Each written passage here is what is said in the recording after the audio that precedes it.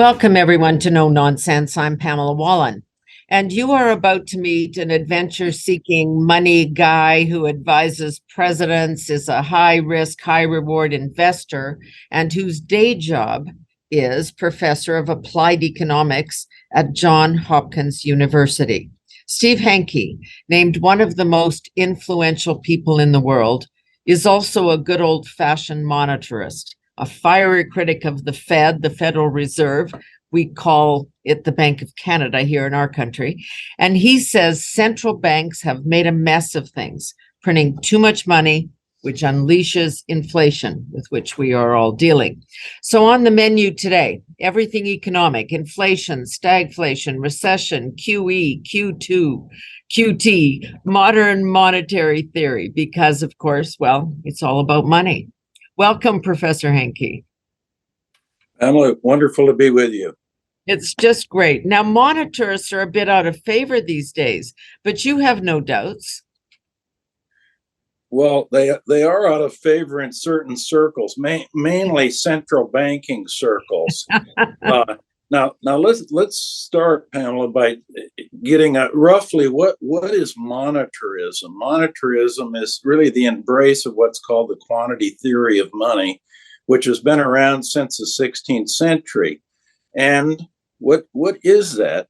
In simple words, money is what drives the economy, and it's also what drives inflation if you have an excess amount of money being printed or produced.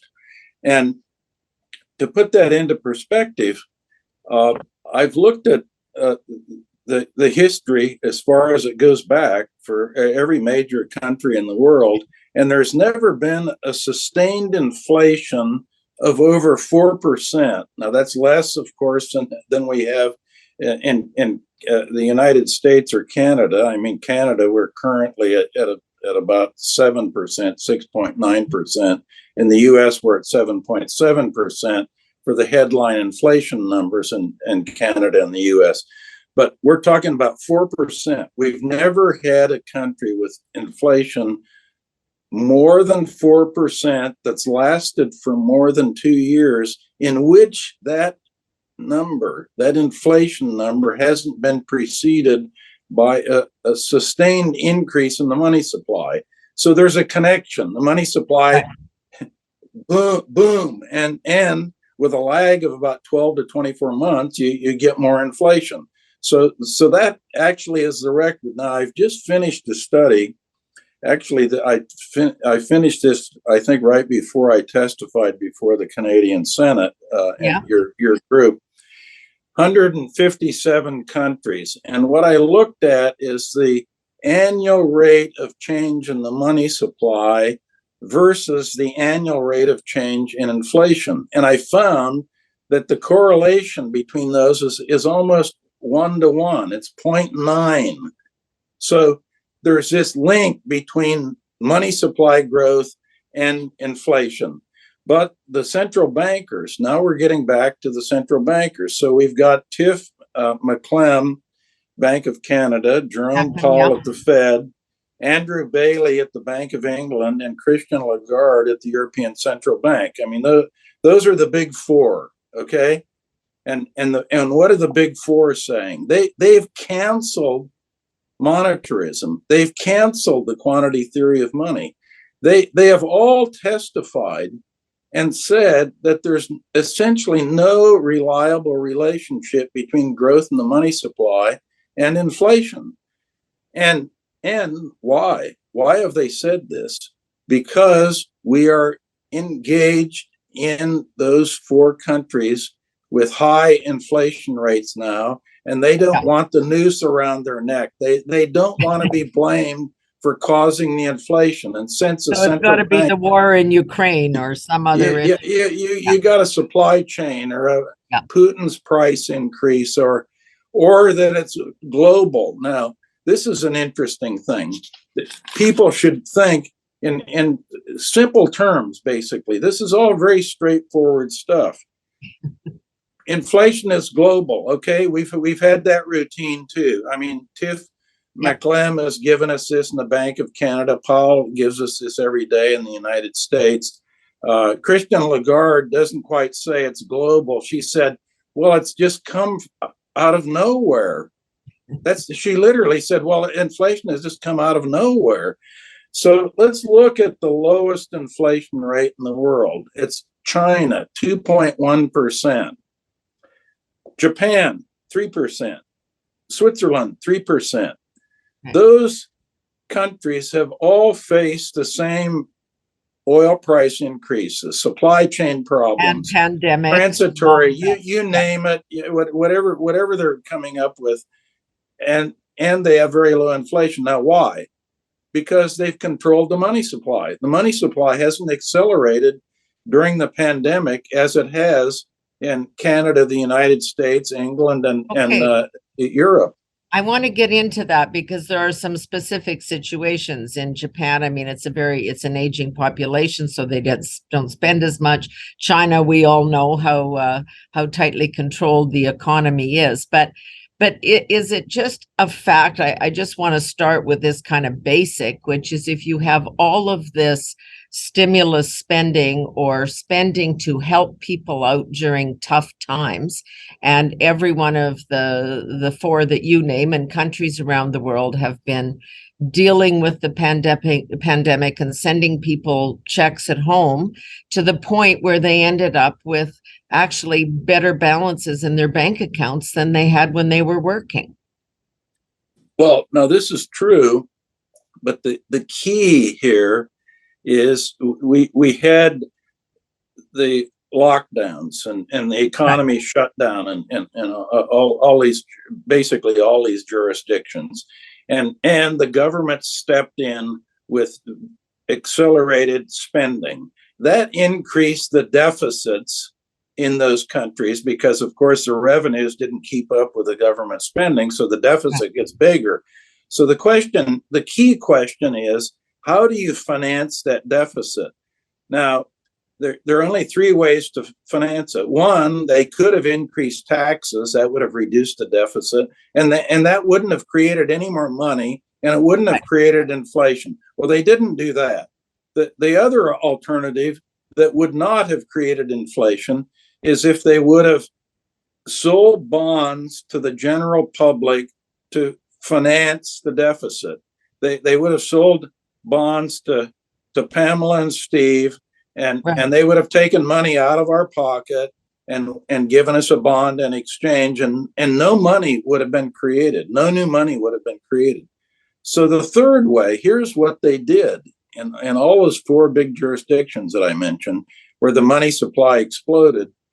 They monetized the deficit. Now, what that means is that the Treasury sold the bonds not to Pamela and Steve, but to the Fed and the Bank of Canada.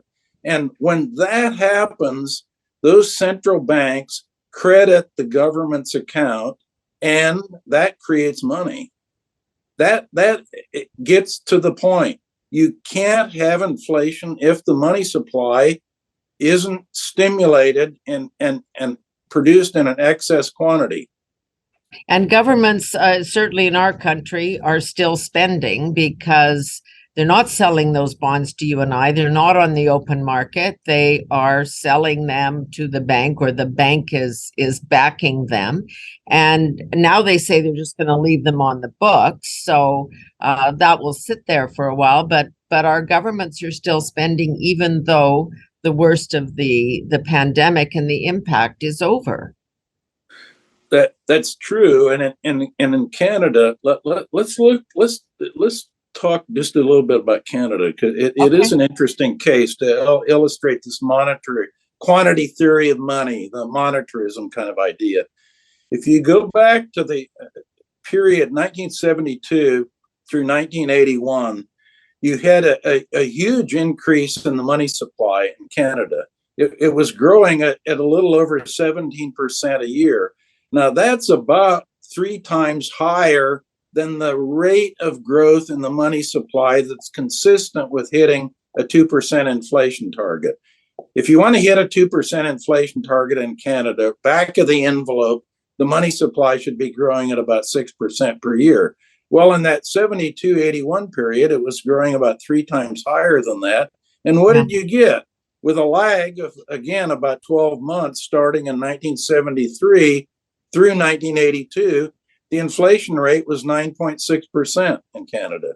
So you had a very long period of very high inflation, but that was all because you had this huge increase in the money supply. Now let's look at COVID. COVID started and the money supply was growing in January of 2020. It was growing about 7.8%, a little over the golden growth rate of 6%. But then it shot up to 16.3% in June of 2020 as they were monetizing this deficit and spending and so forth. And it stayed very elevated through February of 2021. It was still growing at about 12%. And what's happened? 2022, the inflation rate in Canada has been as low as 5.7% and as high as 8.1%. Now it's 6.9%. And now the question is, where is the money supply right now? What are they doing in Canada? It's still too hot. It's running at 8.3%. That's over the golden growth rate of 6% that's consistent with a 2% inflation. But both governments and central bankers will tell you we're just going to raise the interest rates and that's going to settle everything down. Well, that is a false hope, because here's the problem. There's a very what we have an uncertain linkage between is changes in the interest rate and changes in the money supply. It's the money supply that counts, not the interest rate. So think of it this way. You've got Tiff McClem and all these other central bankers. They're flying an airplane. And what's on the altimeter? Nothing. What should be on the altimeter? The money supply. And they should have the joystick in their hand, adjusting that, all the mechanisms that they have to control the money supply and get it down to the golden growth rate. In Canada, it's about 6%. It's about the same percent in the United States. It's around 5.5%. 6%. Let's say roughly the money supply should be growing right now. Right now, if they wanted to avoid a recession, stabilize prices eventually, maybe by 2024, they should be growing that money supply around 5 or 6% per annum. Canada, by the way, is too hot. It's over 8%. The US is way too low. It's about 2.1%. So the U.S. is going to go into the tank, by the way, in 2023. The last 7 months, predictions are usually pretty good on this. Or you're saying recession in 2023. 2023 in the United States, it's baked in the cake, Pamela. We will have a recession, and it could last quite a while, by the way, because the last 7 months in the United States, the money supply is actually shrunk. That is unprecedented. The last time that happened was 1929. Remember what happened in 1929? Yes, we do. So why is that happening in your country? And then we'll come back to Canada. It's happening because of two factors. Well, the big factor is that the Federal Reserve is engaged in what they call quantitative tightening. They are shrinking their balance sheet, which means that they're actually letting the bonds that they bought when they monetized the deficit, they're letting those mature. And when they let those mature, of course, they go off the balance sheet, and that has the effect of slowing down the money supply. So they're engaged in a quantitative tightening exercise that's actually squeezing the money supply and forcing it into a negative range, which is unprecedented. So they're overdoing it, and the reason they're overdoing it, they're not looking at the money supply. Remember, we started this conversation by saying none of these central banks are looking at the money supply. I mean, we've had this testimony, and it's very clear. If you look at Canada, Tiff McClem has testified that he's not looking at the money supply. Right. Very clearly. He's not paying any. And Right. Jerome Powell has said exactly the same thing. It's like an echo chamber. Yeah. All these central bankers say more or less the same thing, except if you go to China, or if you go to Japan, or if you go to Switzerland, they look at the money supply. Okay, but part of the problem is the bankers will tell you, and it's kind of the political reality, is the Bank of Canada can't tell the government to stop spending, and the government is not supposed to tell the Bank of Canada what to do, because it's supposed to be an independent organization. So how do you coordinate that?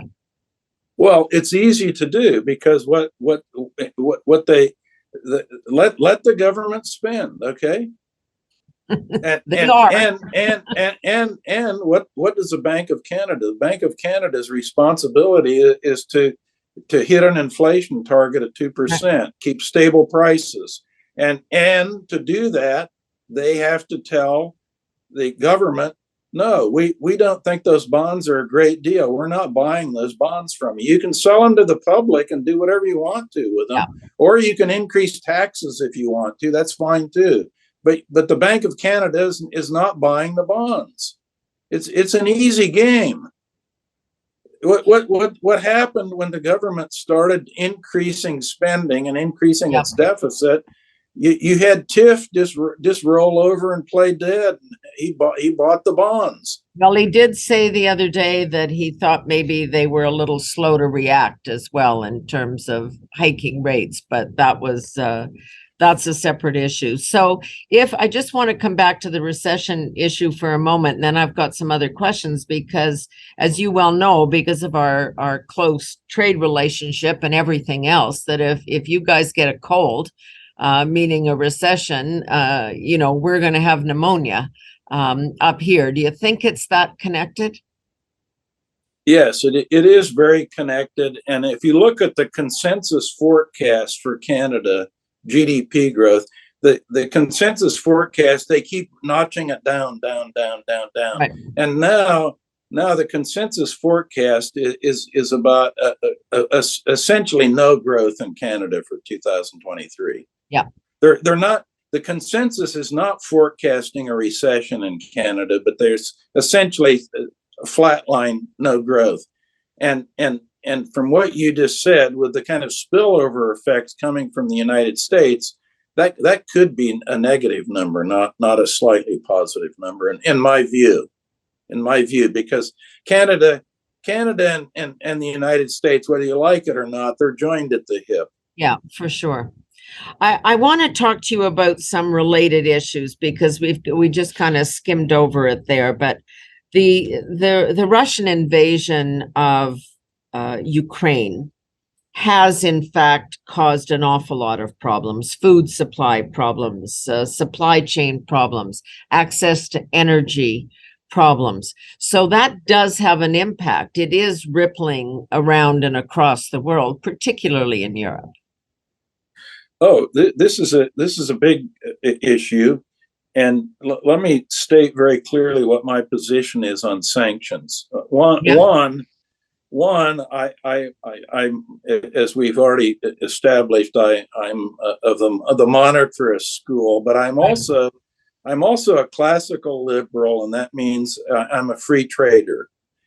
And that means, in principle, I'm against sanctions. If I'm a free trader, in principle, I'm against sanctions.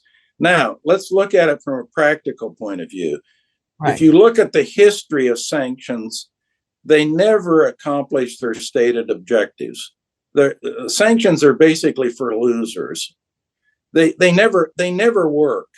So I'm against them in principle, and in practice, I'm against them. They never work. Now, what do I mean they never work? Yeah, I want to ask you about that. We could say South Africa. We could look at even the energy supply in Russia today.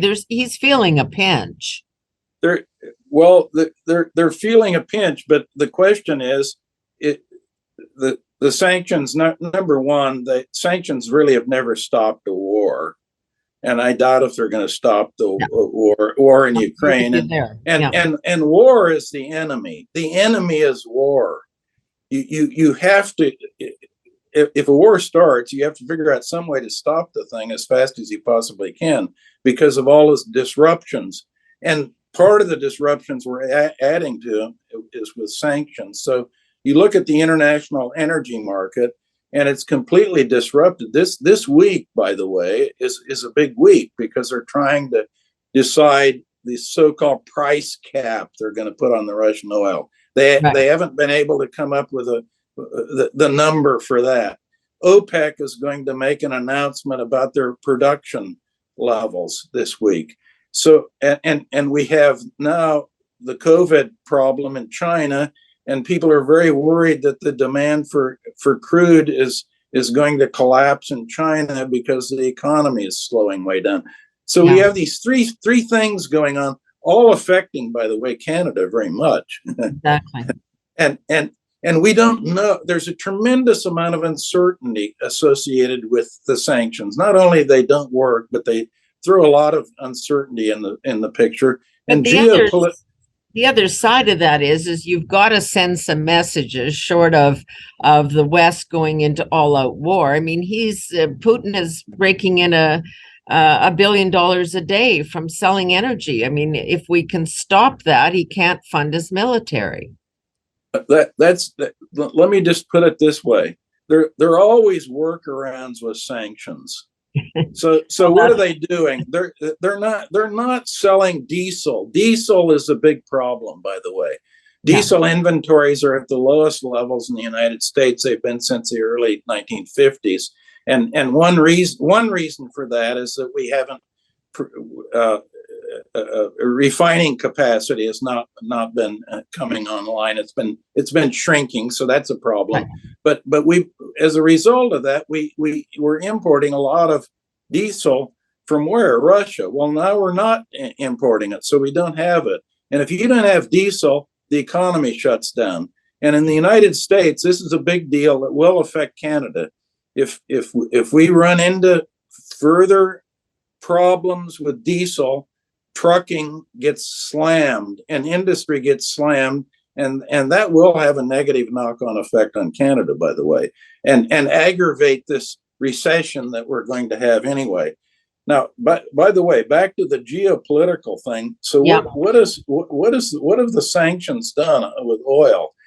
They have put Russia in the arms of the Chinese and Indians because Russia sells their oil to China and India at a huge discount, by the way, massive discount.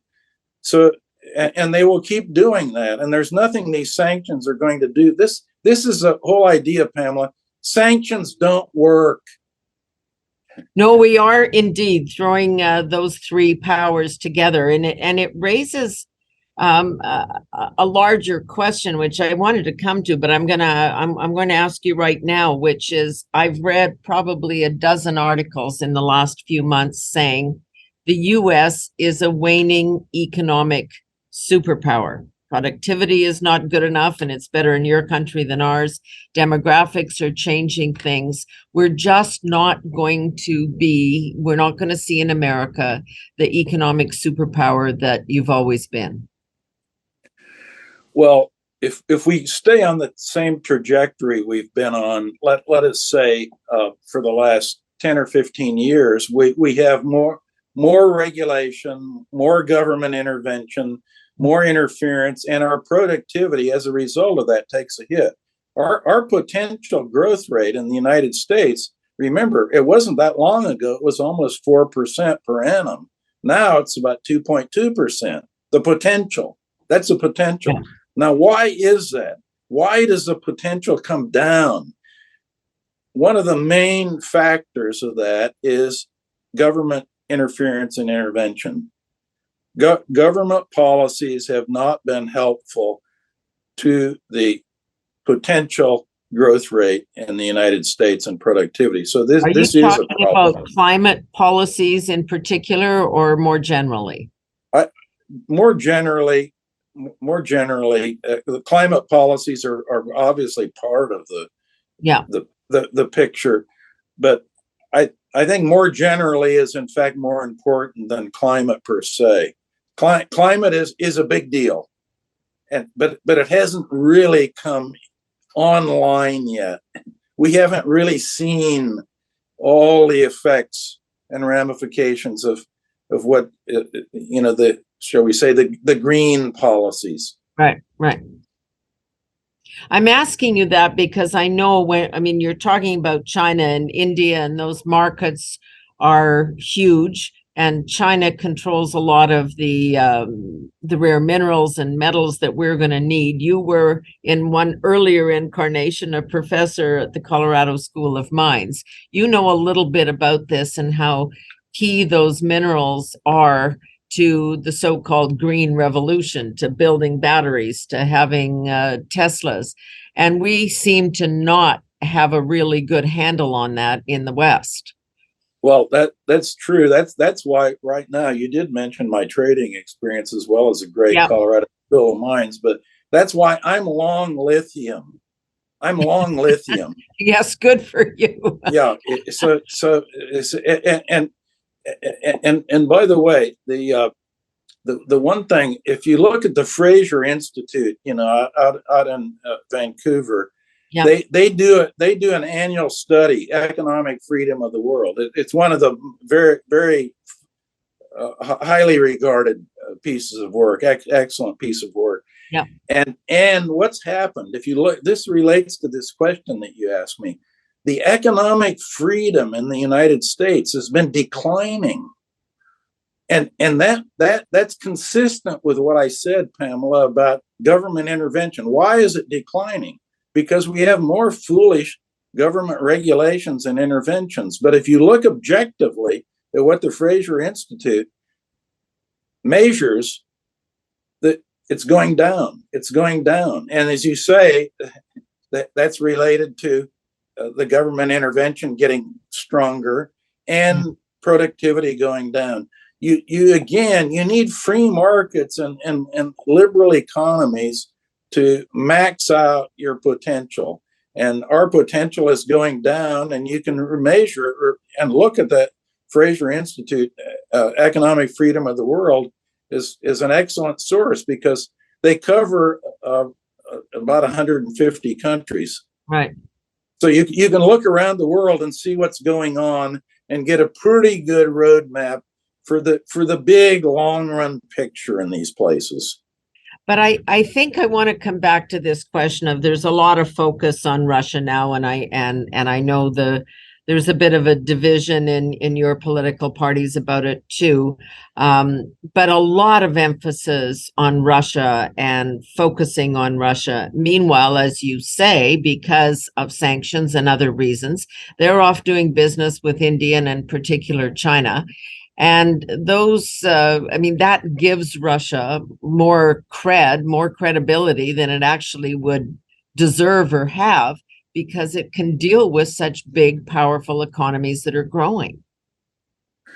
Well, that's true. You see that you mentioned the political parties in the United States. Now, as it turns out, if you talk about sanctions, that's pretty much a bipartisan issue in the United States. That's both parties are supporting basically what do we call in the United States the neoconservatives and the military industrial complex. They control U.S. foreign policy. And what is U.S. foreign policy? You have to, if you go back and look at the documents and so forth, the U.S. foreign policy is the U.S. is in imperial power. And the politicians on both parties, particularly the ones heavily influenced by the neoconservatives, want to keep it that way. They want the U.S. to run the show. Yeah. So that's basically what's going on. And we don't want to get into a long, drawn out debate about Russia, but there is a hypothesis. If you look at the work of Professor Mersheimer at Chicago or Professor Sachs at Columbia, they take a position that I tend to agree with, and that is that the U.S., the imperial power, pretty much provoked Russia into doing what they did. What they did is bad, but if you look at the source of the provocation, shall we say, the U.S. and NATO, because U.S. who runs NATO? The U.S. Mm-hmm. I mean, Canada shows up for the show, but forget Canada. I mean, Yeah. the U.S. runs a show. But we didn't respond in earlier situations when we might have, which might have tamped down Putin's enthusiasm about taking this project on. Well, I think the big thing is it was in George W. Bush's administration when we invited Ukraine into NATO, that was it. That was the start of what that was the on. start, and then you look at the Minsk agreement. You have to look at the Minsk agreement in detail, and unfortunately, the Ukrainians never followed the letter of the law with the Minsk agreement. So there are all kinds of things that were happening before this invasion, and I think a strong case can be made that there was a great deal of provocation on the side of the West prior to the invasion. Now the question is, how do we get out of this? How do we get out of this? And my concern is that we don't seem to have a Talleyrand around who can diplomatically maneuver the thing and wind it down. I want the war to end as fast as it possibly can for several reasons. One big reason is so Ukraine isn't destroyed. Right. I mean, they're destroying Ukraine. Yeah. And it's an important player in terms of feeding the world and absolutely. Yeah. Okay, let me ask you about China, because we've kind of gone around the edges. By the way, this is an interesting thing, the food thing, because as you know, I'm a farm boy from Iowa. I know, so I know from Iowa. I know how to grow soybeans and corn and all these other things. So if you look at Russia, the Soviet Union, what happened? You had collectivization of farming. Of course, the productivity, fell through the floor. They were importers of grain, importers from Canada, U.S., Argentina, and so forth. Then the Soviet Union collapsed, and they privatized agriculture, and not only all the former republics, including Ukraine. And what happened? You have a huge boom. The biggest wheat exporters, as Canadians know, it's where? Russia.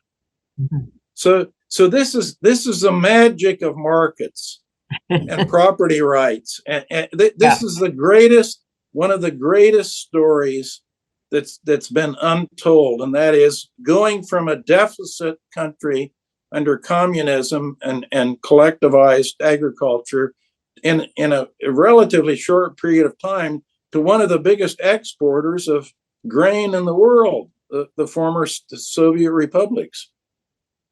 And by the way, you've had more or less the same kind of thing going on in China since 1979. Deng's big speech, they start privatizing agriculture. All of a sudden, the whole thing turns around. So these are kind of natural experiments, we call them, Pamela. These are huge things that have gone on in our lifetime that are almost not even reported on. No, that's kind of the issue that we all have. It's almost too big. And I think it's one of the, I don't know how you read what's going on in China in the last little while with the protests and China really cracking down on the COVID side. I mean, that's always a cover for something else that's going on, right? I mean, where it's a shiny object over here. The Chinese never read the Herbe, Yonig, Hanke, Johns Hopkins study on lockdowns. And what we Tell us found, about that. we did a meta analysis of lockdowns, and we found out that lockdowns essentially had no impact on mortality. So they were completely ineffective. If you look at Europe, for example, the number of deaths avoided due to lockdowns in early 2020 was about 16,000. Now, to put that into perspective, the annual flu season, we have about 76,000 deaths in Europe. So it was peanuts. The lockdowns created economic havoc, a huge wrecking ball. And this is what's going on in China. Of course, the Chinese, being good communists, they took the whole thing to the extreme, locking people down. I mean, I even have a video of the authorities welding somebody's door shut so they couldn't get out, because they were under quarantine. So this is what's going on in China. It's completely disrupted the economy, and it's gone on long enough now that it appears that we're going into kind of widespread, what I call not revolutions, but kind of revolts. Yeah. Kind of uprisings. So we don't know where this is going, by the way. Yeah, it's a pretty uncertain time. You're quite right, but we do know that, I mean, that economy, they hold a lot of American debt. They've got huge population. They've have no qualms about stealing intellectual property. They're infiltrating the Canadian political process. Like this is a nation that causes an awful lot of headache. Yeah, it does cause a lot of headache. You could see that at the G20 meeting when Prime Minister Trudeau and Chairman Xi had a little face off. Yeah. It's okay. We're just I think your technology's fine there. You just took a little leap, but I'm gonna bring you back here.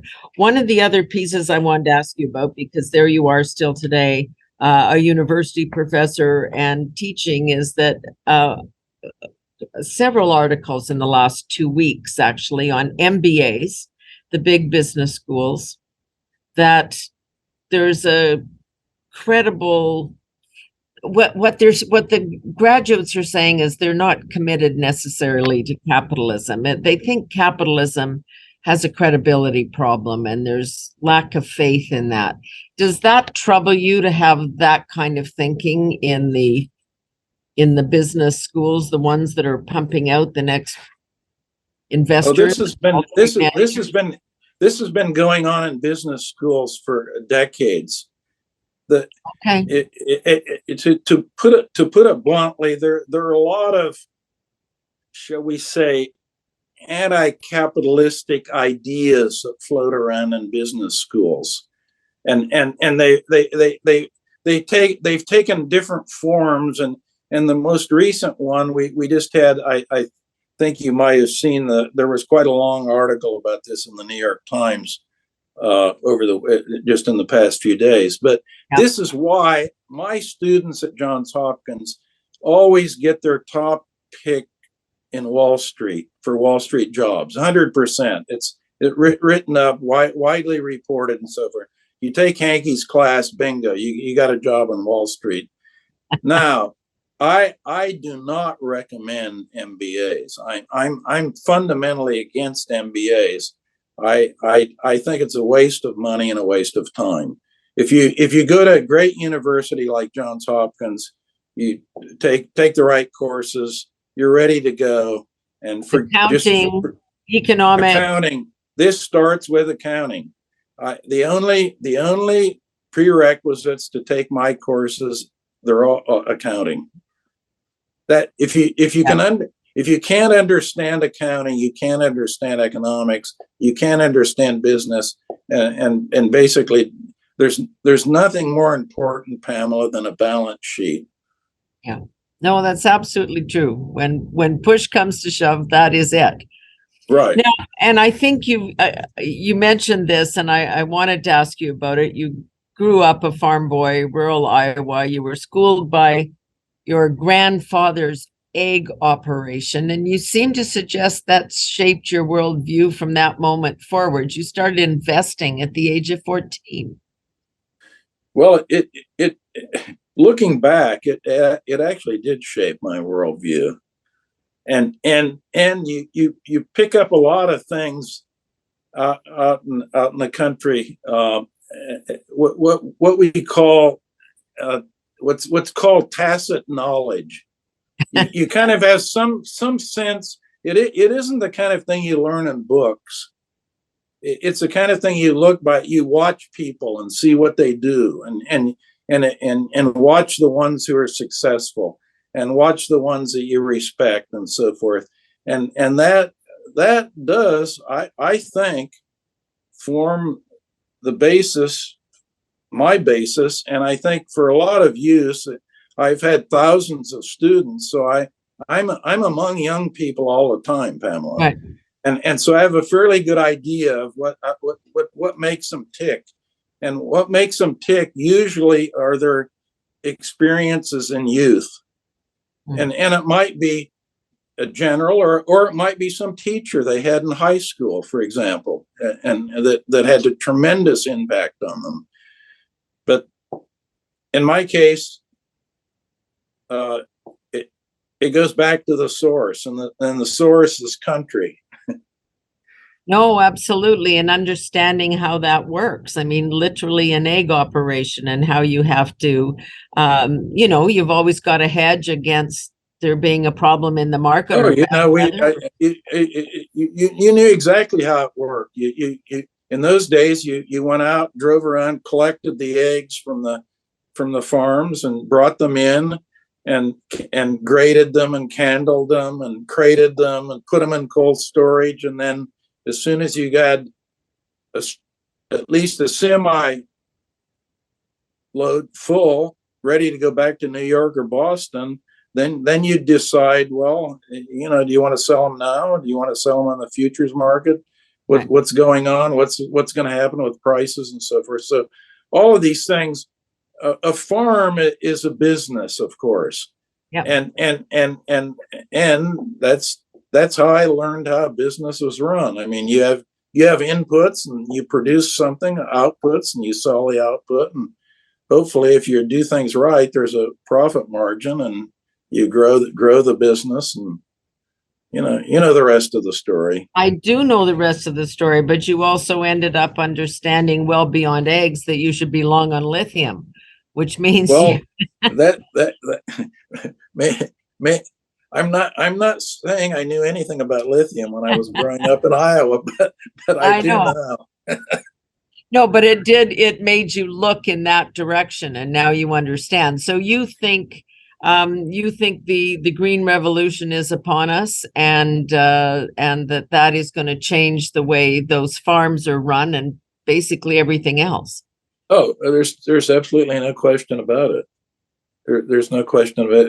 That is another thing you learn, or at least I did. You got to stay with the trend.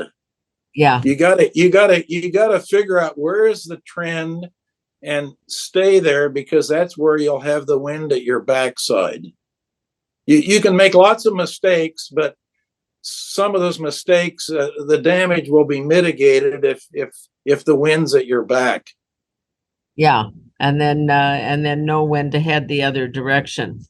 Right. You're very in reading about you, it turns out you're quite skeptical about officialdom, about the kind of information that you get from governments and official sources. Does that make it hard in your business? Because a lot of the information you deal with comes from that. It doesn't make it. Well, it would be easier if you thought everything was reliable and you just download it. But it's interesting, because if you can pick out the errors and anomalies and so forth, those are I view those as opportunities, not a problem or a headache. Right. If I can figure out what's going on and no one else can, for me, that's a good deal. I think that's pretty good advice too. Steve Hanke, it's just been great talking with you. Thank you so much. Great to be with you, Pamela. Merry Christmas to you. And Yeah. also a Happy New Year. And to you, you've just been through your Thanksgiving, which is always a big, big celebration. I lived in the US for a few years, and Thanksgiving is a great time. It absolutely is. Yeah, you're heading in. All right, Steve Hanke, professor of applied economics at Johns Hopkins University, one of the most influential people in the world, named that. So you can see that from listening to his insightful comments today. I hope we talk again. I certainly hope so too. Thank you. All right, take care. Bye-bye. Okay, bye. That's it for No Nonsense with Pamela Wallin. We'll see you again soon.